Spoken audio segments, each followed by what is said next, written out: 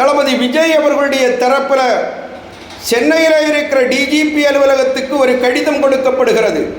அந்த கடிதத்திலே அவர்கள் அனுமதி கேட்கிறார்கள். என்ன அனுமதின்னா, கரூருக்கு செல்வதற்கான அனுமதியும் தான் கரூருக்கு செல்லுகிற போது பாதுகாப்பு ஏற்பாடுகளை அரசாங்க தரப்பில் காவல்துறை தரப்பில் செய்து தர வேண்டும் என்கிற கோரிக்கையை வைக்கிறார். அதோடு நின்று விடாமல் உச்சநீதிமன்றத்தில் ஒரு மனு தாக்கல் செய்கிறார். என்னன்னா, கரூரில் உயிரிழந்த குடும்பங்களை நான் சந்திக்க வேண்டும், ஆறுதல் சொல்ல வேண்டும், நான் கரூருக்கு செல்ல வேண்டும், அதற்காக என்னை அனுமதிக்க வேண்டும், உரிய பாதுகாப்பை தர வேண்டும் என்று கேட்டு உச்சநீதிமன்றத்திலேயும் அவர் மனு தாக்கல் செய்கிறார். ஆக இந்த நிலையில் டிஜிபி அலுவலகத்தில் அவர் கொடுத்த அந்த மனுவை ஏற்றுக்கொண்ட டிஜிபி என்ன சொல்லுதாருன்னா, கரூர் மாவட்ட எஸ்பியை நீங்கள் தொடர்பு கொள்ளுங்க, அவரிடத்தில் இது குறித்து நீங்கள் பேசுங்கள் என்று சொல்லி தாவேக தலைமைக்கு டிஜிபி உத்தரவு தருகிறார்.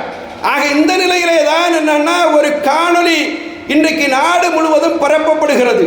அந்த காணொலி என்ன சொல்லுகிறதுன்னா, கரூருக்கு செல்வதற்கு டிஜிபி கிட்ட தாவேக தரப்பில் கேட்கப்பட்ட அனுமதி கடிதத்தில் அவங்க என்ன கேட்டிருக்காங்களாம்னா, தாவேக தலைவர் தளபதி விஜய் அவர்கள் திருச்சி விமான நிலையத்துக்கு வருகிற போது அங்கே ஆயுதம் ஏந்திய போலீஸ் பாதுகாப்பு கொடுக்க வேண்டுமாம்.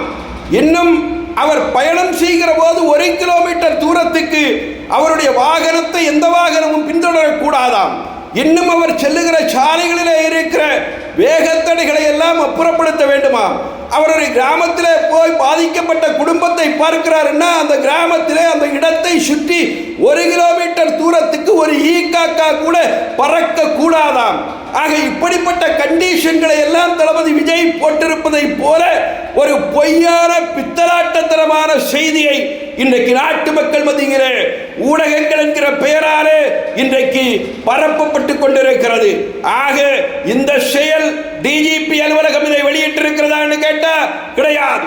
ஆளுகிற அரசாங்கத்துடைய தரப்பிலே வெளியிடப்பட்டிருக்கிறதான்னு கேட்டா கிடையாது.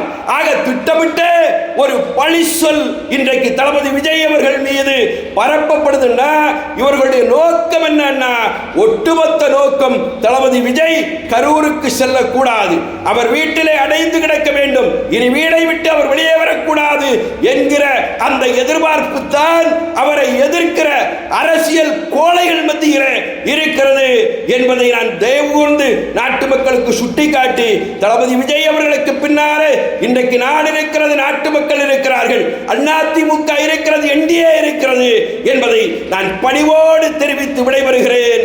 நன்றி, வணக்கம்.